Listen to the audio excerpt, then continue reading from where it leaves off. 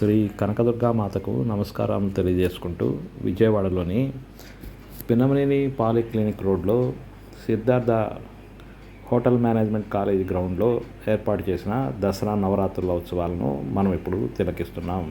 దసరా నవరాత్రులలో భాగంగా రెండవ రోజు గాయత్రి దేవి అలంకారం ఎంతో అందంగాను హృదయంగాను భక్తి శ్రద్ధలతో ఏర్పాటు చేశారు.